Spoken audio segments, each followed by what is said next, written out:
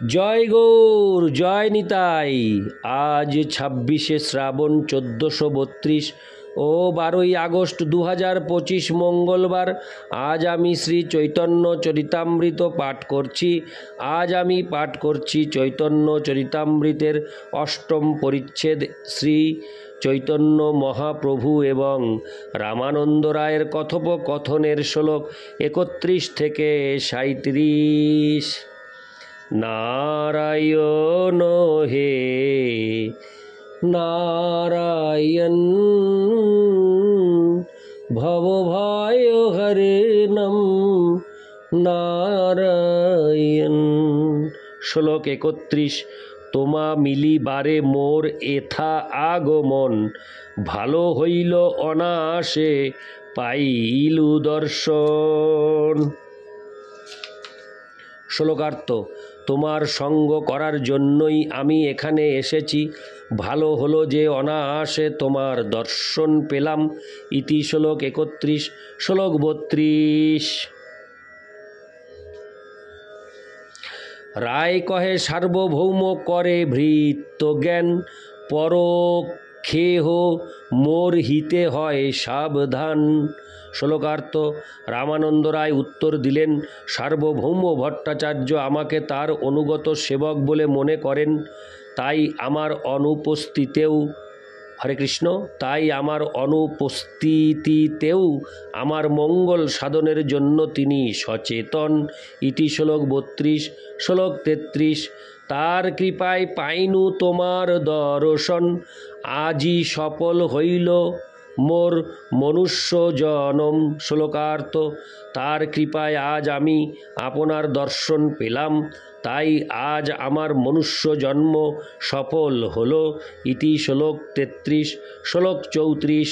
সার্বভৌমে তোমার কৃপা, তার এই চিহ্ন অস্পৃশ্য হরে কৃষ্ণ অস্পৃশ্য স্পর্শিলে হঙ্গা তার প্রেমাধীন। শ্লোকার্থ: সার্বভৌম ভট্টাচার্যকে যে আপনি কত কৃপা করেন এটি তারই চিহ্ন। তার প্রেমাধীন হয়ে আজ আপনি অস্পৃশ্যকে স্পর্শ করলেন। ইতি শ্লোক 34। শ্লোক 35। কাহা তুমি সাক্ষাৎ ঈশ্বর নারায়ণ, কাহা মুঙ্গি রাজসেবী বিষয়ী শূদ্রাধম। শ্লোকার্থ: আপনি পরমেশ্বর ভগবান সাক্ষাৎ নারায়ণ, আর আমি রাজার সেবক, শূদ্রেরও অধম বিষয়ী। ইতি শ্লোক 35। শ্লোক 36। মোর স্পর্শে না করিলে ঘৃণা বেদ ভয়, মোর দর্শন তোমা বেদে নিষেধ হয়। শ্লোকার্থ: বেদে শূদ্রকে দর্শন ও স্পর্শ করতে নিষেধ করা হয়েছে, অথচ আপনি সেই নিষেধ লঙ্ঘন করে বেদ বিরুদ্ধ আচরণ করতে ভয় পেলেন না এবং আমাকে স্পর্শ করতে ঘৃণা বোধ করলেন না।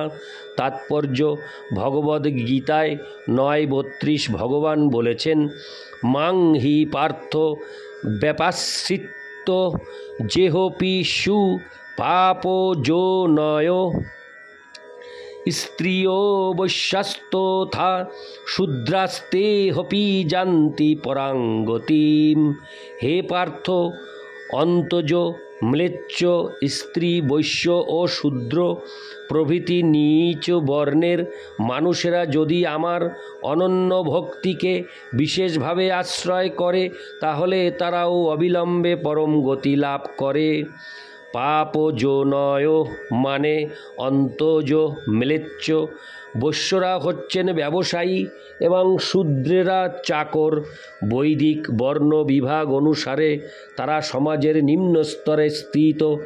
নিম্ন স্তরের জীবন মানে কৃষ্ণ ভক্তিবিহীন জীবন। বৈদিক সমাজে উচ্চ নিচ বর্ণ বিভাগ হতো কোনো ব্যক্তির কৃষ্ণ চেতনার মান অনুসারে।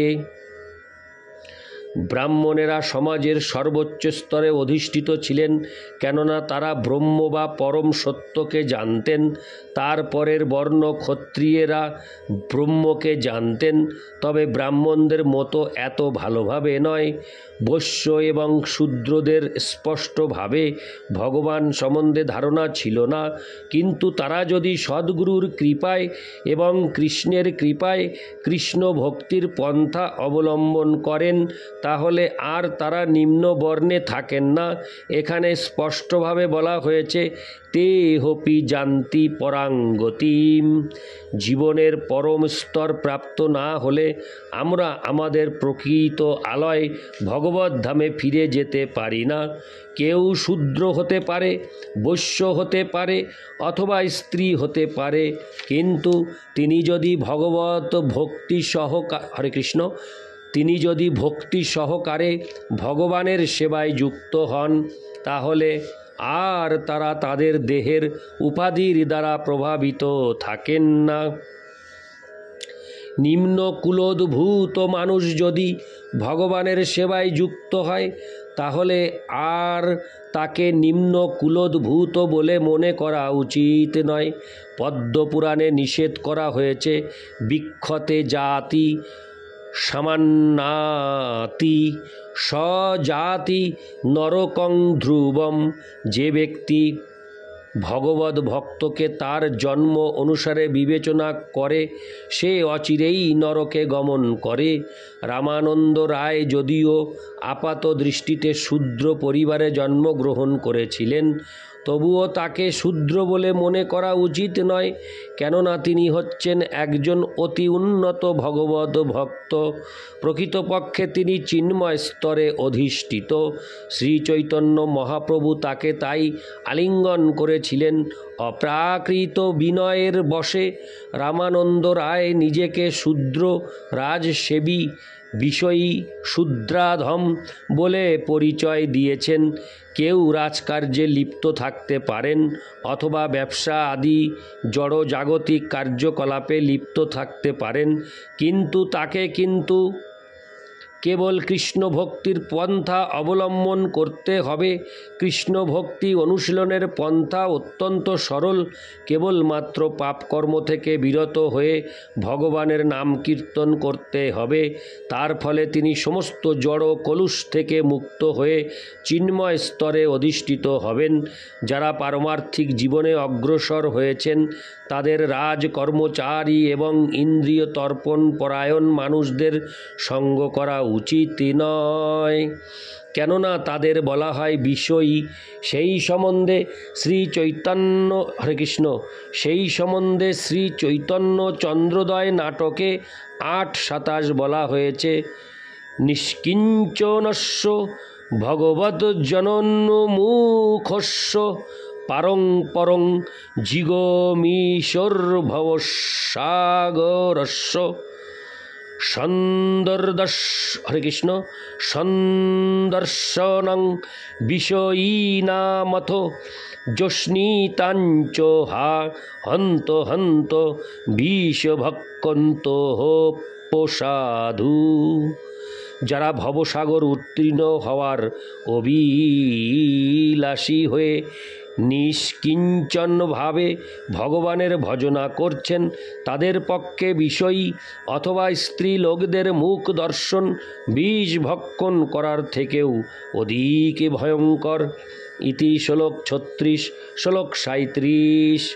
তোমার কৃপায় তোমায় করায় নিন্দ কর্ম, সাক্ষাৎ ঈশ্বর তুমি, কে জানে তোমার মর্ম। শ্লোকার্থ: আপনি সাক্ষাৎ ভগবান, তাই আপনার মর্ম কেউই বুঝতে পারে না।